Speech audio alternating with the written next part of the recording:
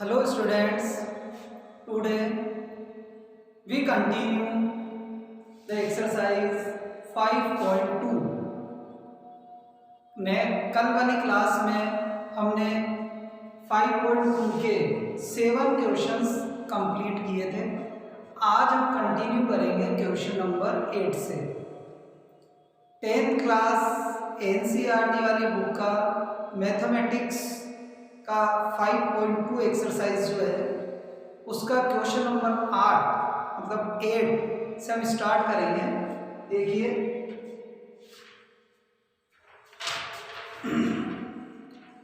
N A P consist of 50 terms of which third term is 12 and last term is 105।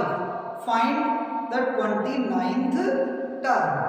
तो AP है जिसमें total number of item है 50, जिसका आपको third item और last item मतलब 50 नंबर का आइटम आपको गिवन है। देखिए, A3 का मतलब हुआ A प्लस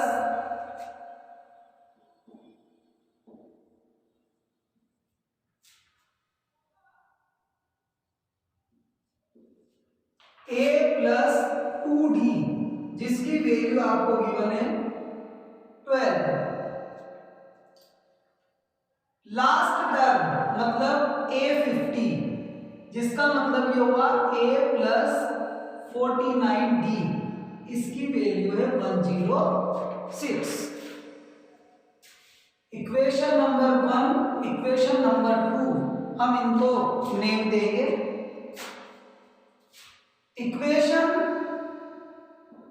2 में से हम इक्वेशन 1 को डिडक्ट करेंगे तो A से A कैंसिल हो जाएगा। 49D में से 2D माइनस हुआ तो ये आया 47D।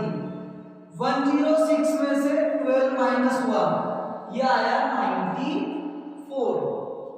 तो D की वैल्यू हो गई 94 डिवाइड बाय 47 इक्वल टू 2। ये D की वैल्यू आ गई। D की वैल्यू हम किसी भी इक्वेशन में पुट करके A की वैल्यू फाइंड आउट कर सकते हैं। जैसे A plus 2D equal to 12। D की वैल्यू हमने पुट करी 2 इंटू 2 इंटू 2 4 ट्रांसफर करेंगे तो माइनस हो जाएगा तो A की वैल्यू आ गई 8। अब हमको फाइंड आउट करना है 29th टर्म मतलब A29 का मतलब हुआ A28D। A की वैल्यू 8 है, D की वैल्यू 2। 28 को 2 से मल्टीप्लाई करा 64 तो 8 प्लस 64 इक्वल टू हुआ 72। ये आपकी हो गई 29 नंबर की टर्म। समझ में आया होगा आप लोगों को। Next question number 9।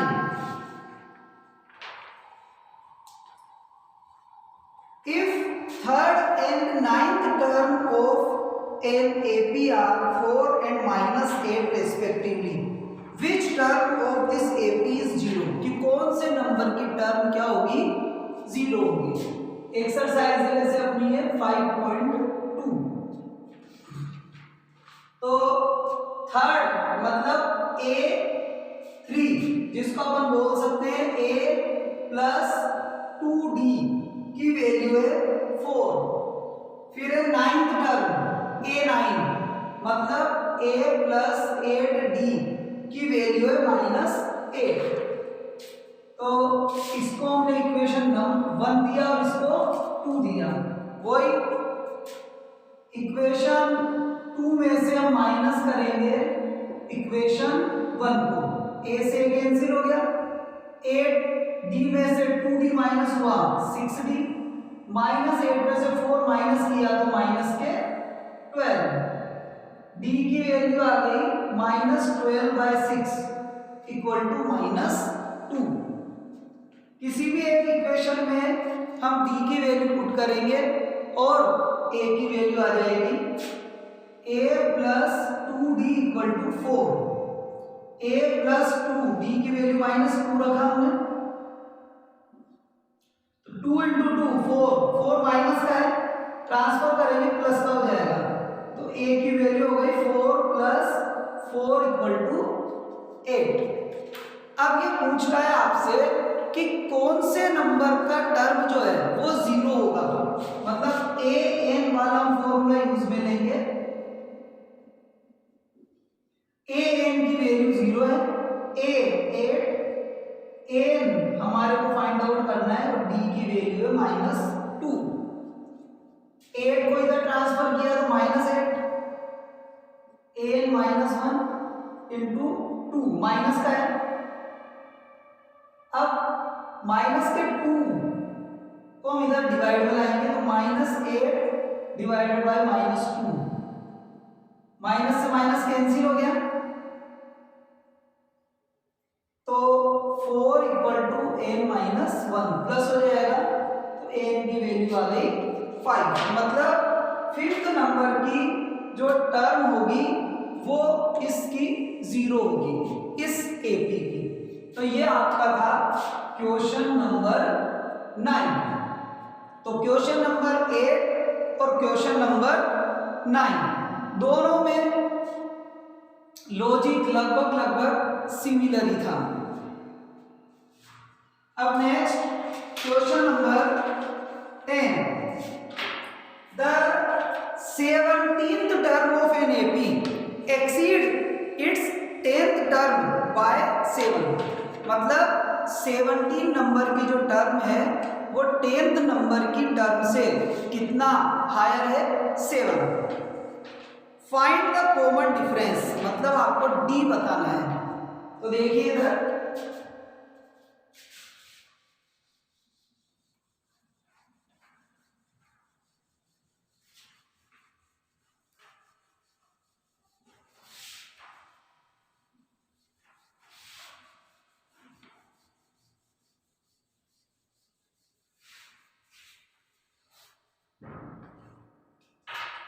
तो क्वेश्चन नंबर 10 A17 में से आप A10 माइनस करो तो डिफरेंस बता रही है 7। A17 का मतलब है A प्लस 16D और A10 का मतलब है A प्लस 9D। ब्रैकेट हमने ओपन करा, a plus 16d minus a minus 9d। a से a कैंसिल हो गया, a प्लस में और एक माइनस में, 16d प्लस का है 9d माइनस का है, तो 7d इक्वल टू हो गया 7। तो d की वैल्यू आ गई 7/7, इट मींस 1। आपसे ये d की वैल्यू ही पूछ रहा था। Next question number 11।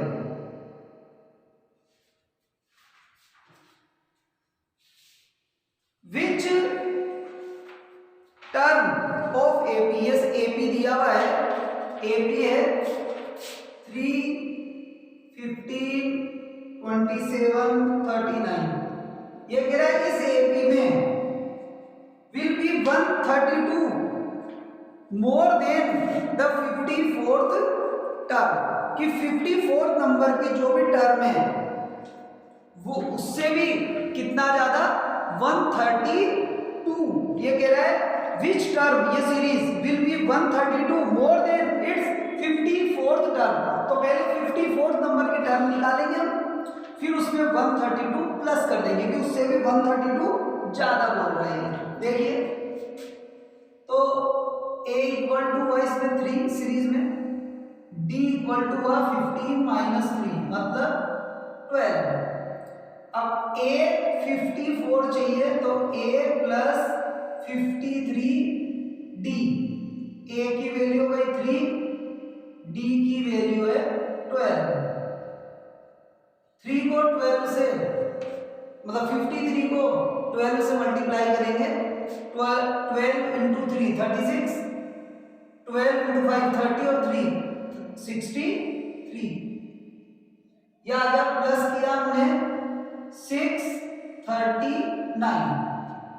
अब ये बोल रहा है इससे भी कितना आपको ज्यादा चाहिए, 132 मोर चाहिए, तो हम इसमें 132 प्लस कर देंगे तो हमारा आंसर आ जाएगा।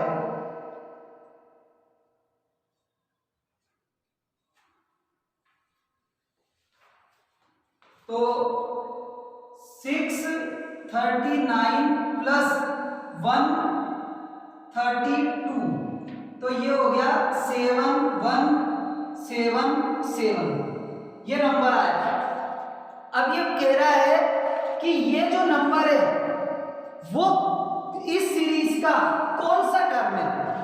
देखो क्वेश्चन है आपका, विच टर्म, जो इस सीरीज का विल बी, जो 132 मोर, किससे, 54th टर्म से भी, तो 54th टर्म से 132 मोर निकाला, ये आ गया। अब ये इस सीरीज का कौन से नंबर का आइटम है, इसी को हम आगे कंटिन्यू इधर सोल्व कर रहे हैं। an equal to a plus n minus 1 into D, तो an 771, a 3, an माइनस 1 क्योंकि टर्म नंबर निकालना है, इंटू 12, 3 इधर माइनस हो जाएगा, 768 equal to an minus 1 into 12 multiply में डिवाइड हो जाएगा, तो डिवाइड किया 768 डिवाइडेड बाय 12, डिवाइड करने पे आया 64, n माइनस में इधर होगा तो प्लस हो जाएगा, 65 इक्वल टू n। तो ये आपका कंप्लीट क्वेश्चन सोल्व हुआ। क्वेश्चन था question number 11। Next question number 12, 2 AP, 2 APs हैं, have the same common difference, मतलब डी दोनों में सेम ही है। The difference between 100th term is 100, दोनों की 100 नंबर की जो टर्म थी उनका डिफरेंस 100 है।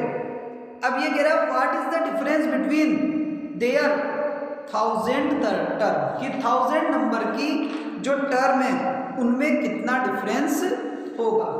तो देखो क्वेश्चन नंबर है 12, तो दो कैटेगरी है, दो सीरीज है। फर्स्ट सीरीज A1 जिसके 100 नंबर का जो आइटम है वो, उसको अपन लिख सकते हैं A1 प्लस 100 या 99 लिख दो आप, 99D, डी के आगे मैंने 1 नहीं लगाया, क्यों, क्योंकि डी जो है वो दोनों में कॉमन है। फिर A2 दूसरी सीरीज है,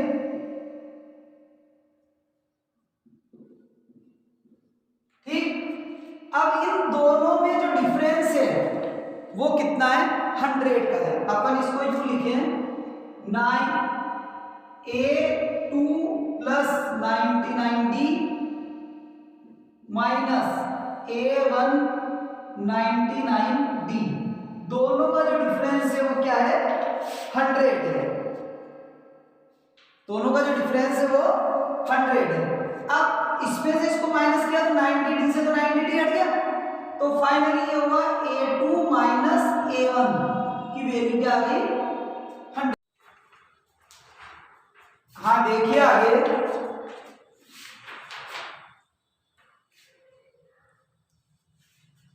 तो ये जो डिफरेंस था दोनों का 100 नंबर की टर्म का था। अब 1000 नंबर की टर्म का हम डिफरेंस देखें तो A1 1000 का मतलब हुआ A1 प्लस 999D, और सेकंड जो है वो हो गया A2 प्लस 999D।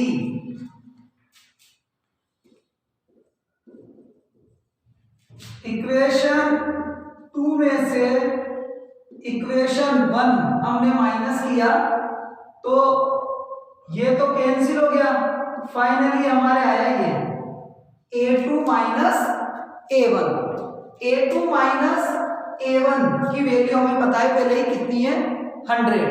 तो इट मींस 1000 नंबर की जो वैल्यूज है उनका डिफरेंस भी क्या आया, 100 ही आया। तो हम इसको यूं लिख सकते हैं a2 1000 नंबर वाला और a1 1000 नंबर वाला, दोनों का जो डिफरेंस है वो कितना है, 100। इस तरह से हम इसको सोल्व कर लेंगे। अब नेक्स्ट है, how many 3 digit number are divisible by 7। 3 digit number जो 7 से डिविजिबल हो। नॉर्मली लोएस्ट 3 डिजिट का नंबर होता है 100, 100, और हाईएस्ट नंबर होता है 999। अब इन दोनों के बीच में हमें ये देखना है कि 7 से जो डिविजिबल है वो कितने नंबर्स हैं।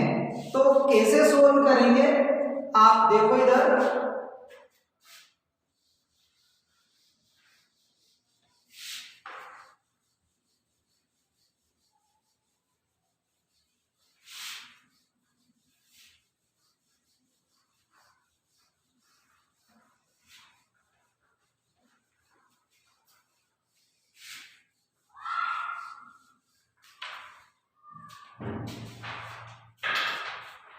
तो देखो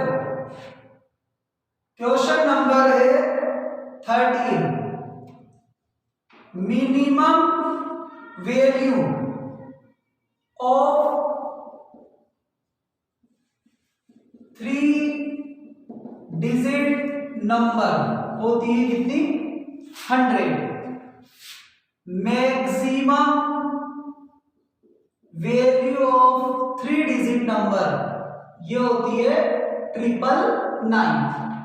अब हमें देखना है कि 100 या 100 से जस्ट ग्रेटर वैल्यू जो कि 7 से डिविजिबल हो। इधर 999 या उससे जस्ट लोअर वैल्यू जो 7 से डिविजिबल है, वो दोनों वैल्यूज हमारे को फाइंड आउट करनी होगी। वो कैसे होगा, तो इसके लिए 100 को हम 7 से डिवाइड करके देखेंगे। तो ये आ रहा है 14.28,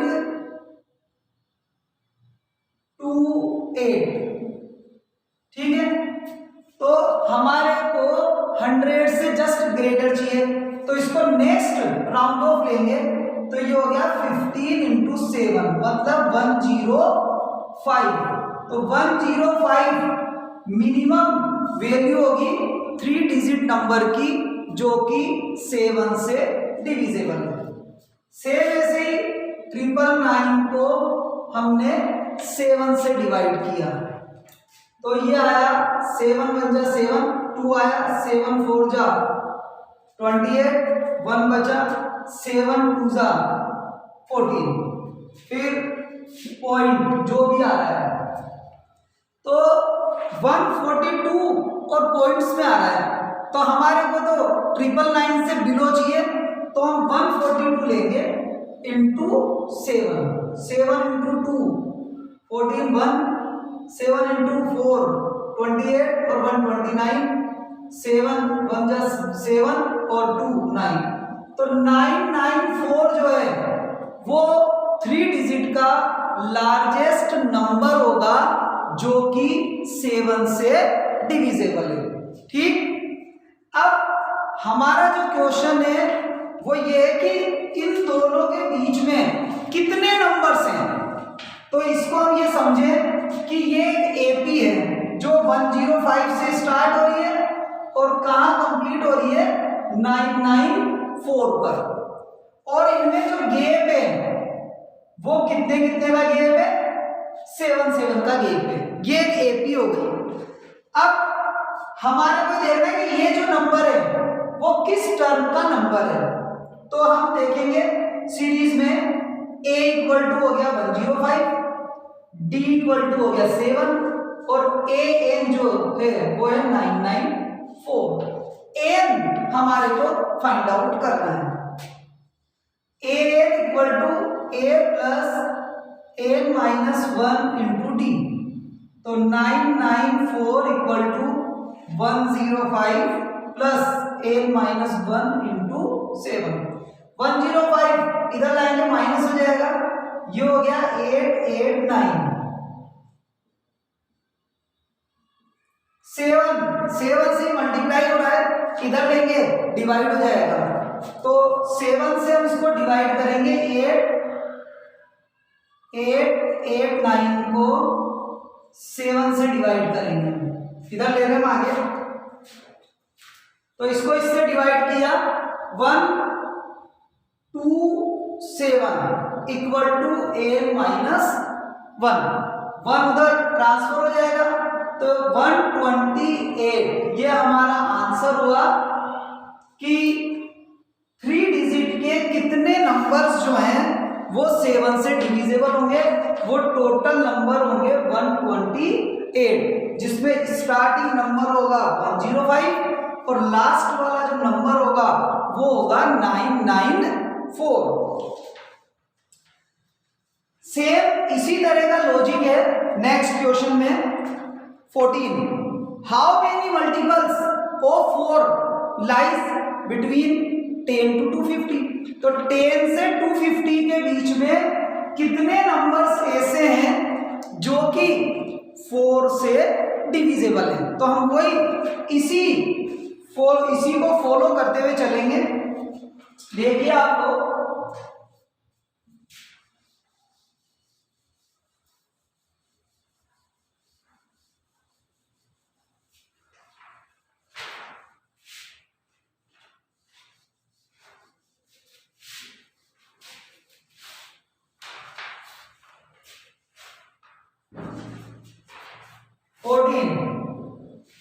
तो मिनिमम वैल्यू क्या होगी?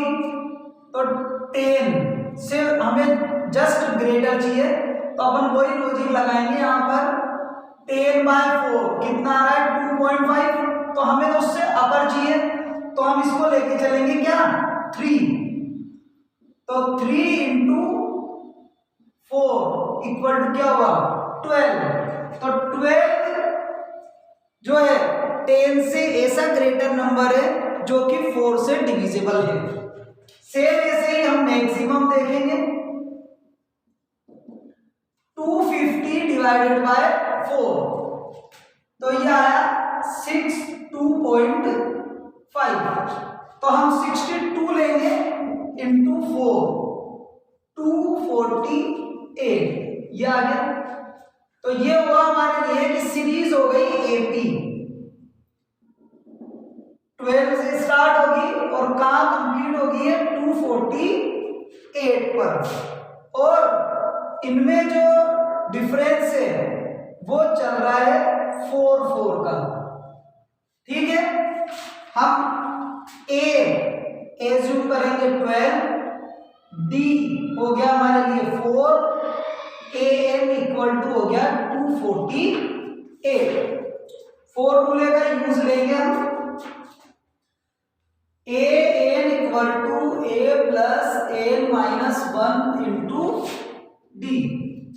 an 248, a है 12, n माइनस 1 और डी है कितना आपके 4।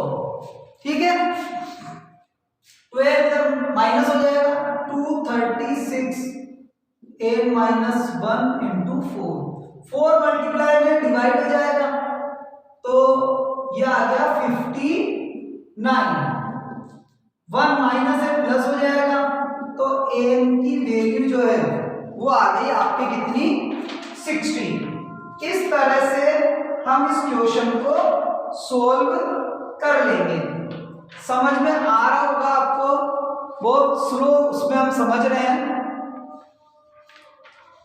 Next 15, for what value of n are the nth term of AP. 2 AP है, इक्वल, दोनों की एन नंबर की टर्म जो है, मतलब कौन से नंबर की टर्म दोनों की क्या होगी, इक्वल है। तो देखो इधर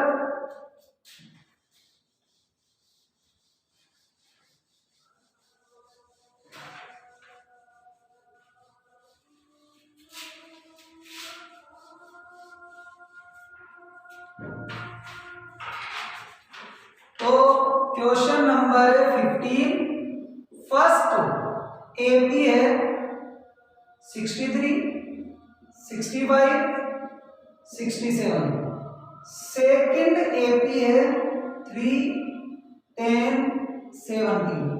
अब ये बोल रहा है इन दोनों की एन नंबर की टर्म इक्वल है, मतलब कौन से नंबर की टर्म दोनों में इक्वल होगी। तो आप देखो इस एपी में a इक्वल टू हुआ 63, d इक्वल टू है 65 माइनस 63, कितना 2। इसमें a की वैल्यू है 3, d की वैल्यू है 10 माइनस 3 इक्वल टू 7। ठीक है, अब दोनों सीरीज की n नंबर के हम टर्म ले रहे हैं, फर्स्ट और सेकंड, और ये कह रहा है दोनों क्या है, इक्वल है। तो देखिए फॉर्मूला हम यूज में लेंगे, a plus N minus 1 into D, दोनों साइड ये लगाएंगे, इसमें अपन 1 लगा देते हैं, इधर 2 लगा देते हैं। एन दोनों में 1 में इसका लगा रहा हूं क्योंकि एन दोनों में कॉमन है। ठीक है, इनके आगे मैंने 1 2 1 2 लगा दिया क्योंकि दोनों में डिफर है।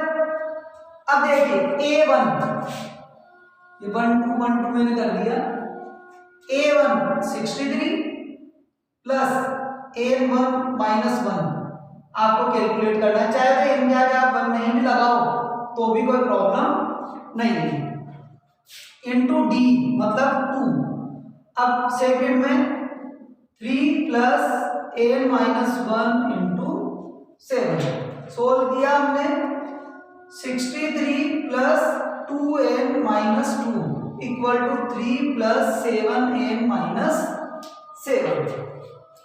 एन को एक साइड ले लेंगे, इनको एक साइड ले लेंगे, 63 में से 2 माइनस किया तो 61 प्लस 2n, पहले सोल्व कर रहे हैं इसको, ये हो गया 7n माइनस 4।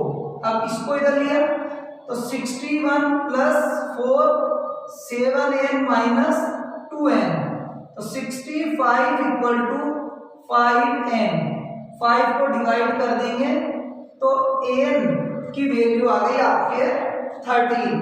तो ये आपका कंप्लीट आंसर हुआ कि इन दोनों सीरीज में n नंबर की जो टर्म है, मतलब 13 नंबर की जो टर्म है इस सीरीज की और इस सीरीज की, दोनों की सेम होगी। Next question number 16, determine the AP whose third term 16 and seventh term exceed by fifth term, exceed the fifth term by 12। देखिए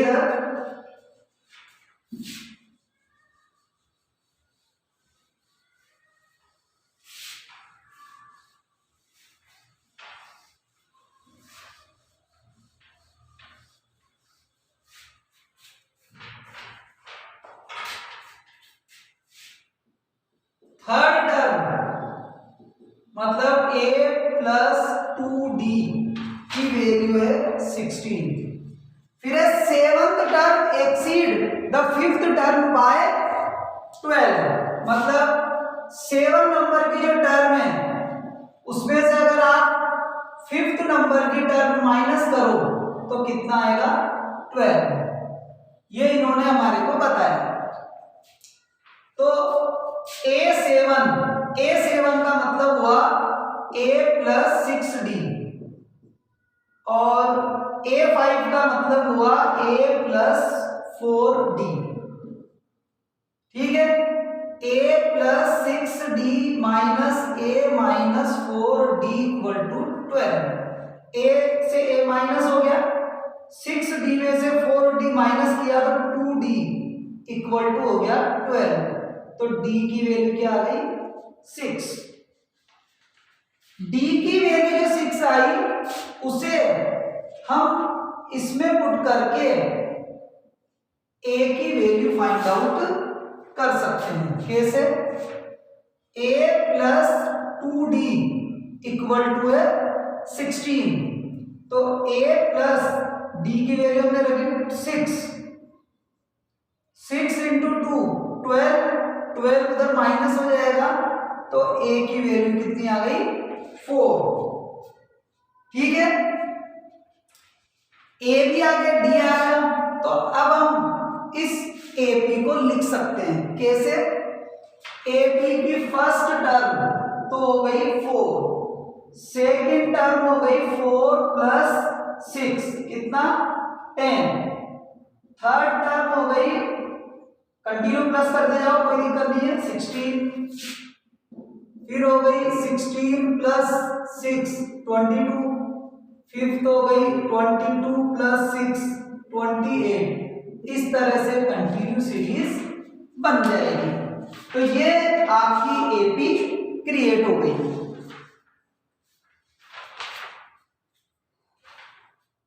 next question number 17, find the 20th term from last, पीछे से मतलब last से 20 term of AP. AP दी हुई है, देखिए इधर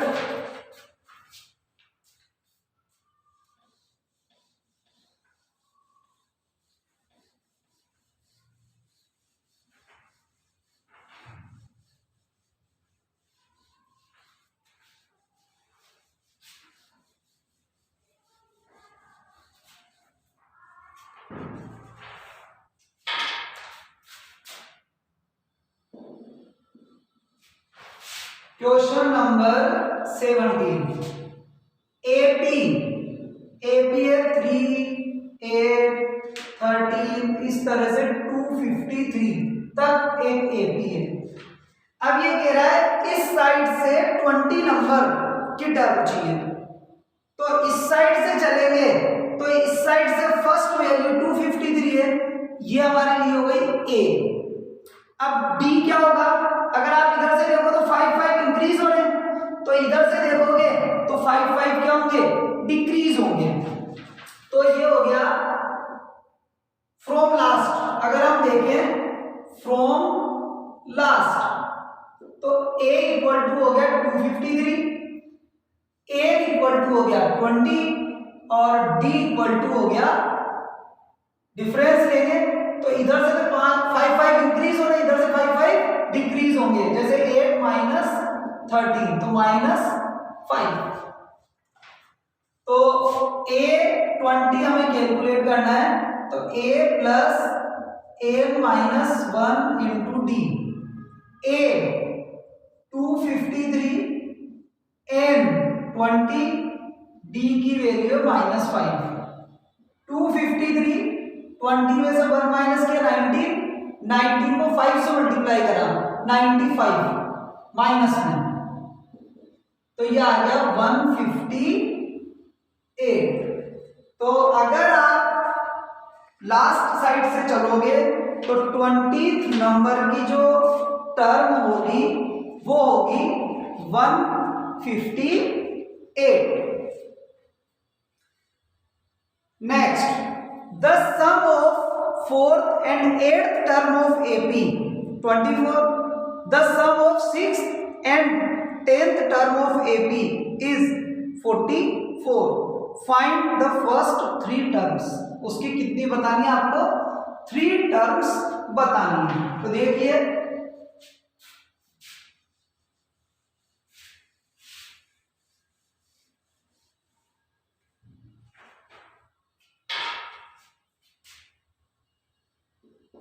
fourth number की टर्म और 8 नंबर की टर्म दोनों का सम है 24, मतलब a प्लस 3d और a प्लस 7d टोटल हो गया 24। तो ये हो गया 2a plus 10d equal to 24। 2 से हम पूरे को माइनस मतलब पूरे को 2 से डिवाइड कर दें तो हम इसको यूं लिख सकते हैं a plus 5d equal to 12। ऐसे 6 और 10 टर्म मतलब a6 a10 दोनों का सम है 44। तो a plus 5d a plus 9d equal to 44। Sum किया इनका 2a plus 14d equal to 44। 2 से हम इसको डिवाइड कर दें तो a plus 7d equal to 22। ये हो गई इक्वेशन नंबर 2। अब दोनों इक्वेशंस से हम a और d की वैल्यू फाइंड आउट करेंगे। तो देखो a plus 7d equal to 22, a plus 5d equal to 12।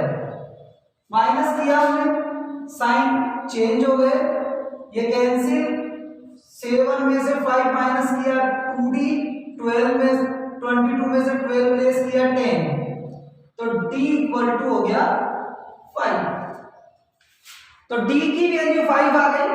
अब हम किसी भी इक्वेशन में d की वैल्यू पुट करके a की वैल्यू फाइंड आउट करेंगे।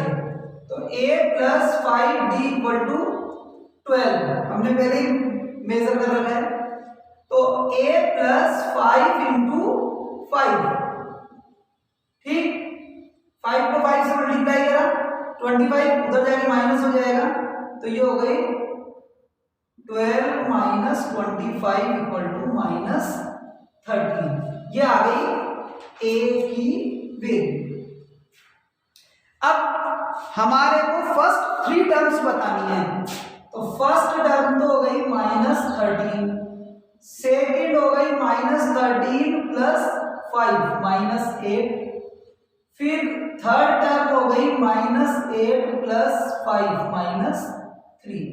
इस तरह से हम स्टार्टिंग की तीनों टर्म्स को फाइंड आउट कर लेंगे। नेक्स्ट है question 19।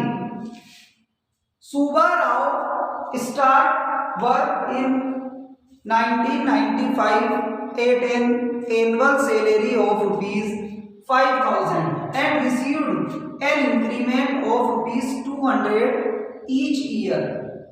In which year did his income reach ₹7,000? तो 1995 में उसने वर्किंग स्टार्ट करी 5,000 रुपए की सैलरी पर। हर साल उसका जो इंक्रीमेंट है वो 200 पर ईयर होगा। अब ये बोल रहे हैं कब जाकर उसकी सैलरी 7,000 पर होगी। तो हर साल 200 इंक्रीज हो रहा है। तो हमने समझा कि ये क्या है, एपी। तो एपी के अकॉर्डिंग हम देखेंगे 5,000 से शुरू हो रहा है और कहाँ एंड हो रहा है 7,000 पर। तो ए हो गया 5,000, लास्ट टर्म हो गई 7,000। डिफरेंस जो इंक्रीमेंट हो रहा है वो है 200 का, मींस डी जो है वो हो गया 200। अब आपको फाइंड आउट करना है ए नंबर ऑफ ईयर्स कि कितने ईयर्स में वो 5,000 से 7,000 पर आ जाएगा। देखिए इधर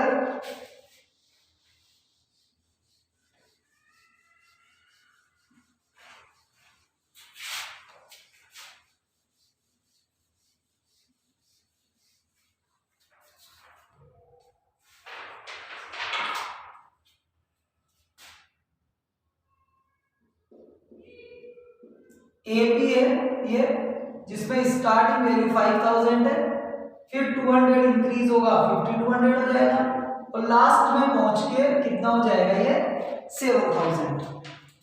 ए इक्वल टू हो गया 5,000, डी इक्वल टू हो गया 200 और ए एन जो उसको लास्ट में पहुंचेगा वो 7,000। A N equal to A plus N minus 1 into D. तो 7,000 इक्वल टू ए 5,000 इसमें से इसको माइनस किया हमने 2000, 200 मल्टीप्लाई में डिवाइड हो जाएगा तो 10, माइनस में 1 इधर होकर प्लस में हो जाएगा। तो AN11 का मतलब 11th ईयर में जाकर उसकी जो सैलरी है वो कितना हो जाएगा, 7000 रुपीज हो जाएगी उसकी सैलरी 11th ईयर में। तो जैसे अगर हम बात करें 11th का मतलब 10 मोर, जैसे अगर ईयर की बात करें तो 1995 में प्लस कर देंगे 10 इयर्स, तभी जाके 11th नंबर का ईयर आ जाएगा। मतलब 2005 में इसकी सैलरी जो है वो हो जाएगी कितनी, 7000।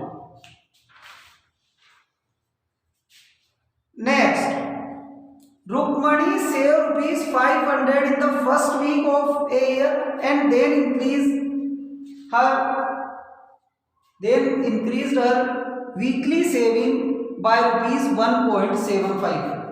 If in the 8th week her weekly saving become 20.75, find n।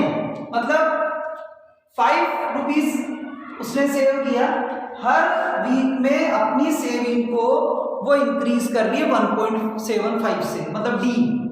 और ये कह रहा है कितने वीक्स में जाकर उसका सेविंग का अमाउंट, वीकली सेविंग का अमाउंट पहुंचना चाहिए 20.75। तो ये होगा 5 रुपीज से उसकी सेविंग स्टार्ट हुई, 1.75 का इंक्रीमेंट कंटिन्यू चल रहा है, और वो कह रहा है कब जाकर उसकी सेविंग वीकली 20.75 होगी। तो देखो इधर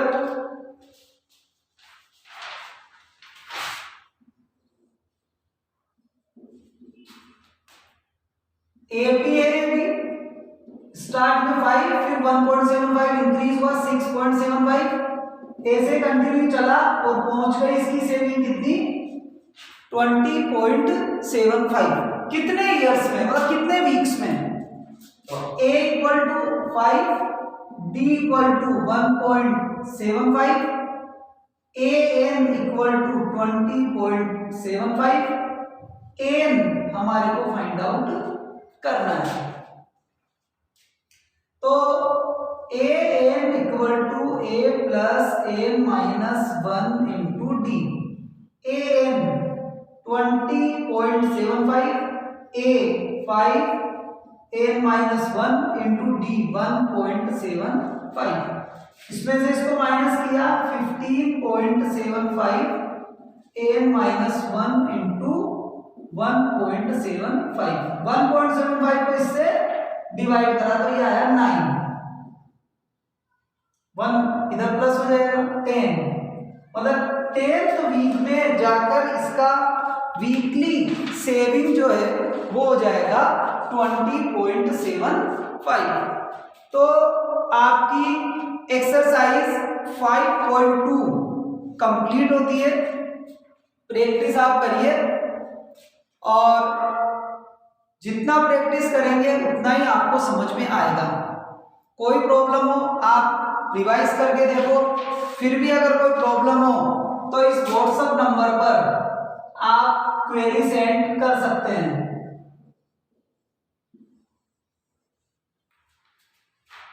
इस YouTube चैनल को लाइक करें, सब्सक्राइब करें, और सब्सक्राइब करोगे तो आपको नए नए और भी वीडियोस मिलते रहेंगे।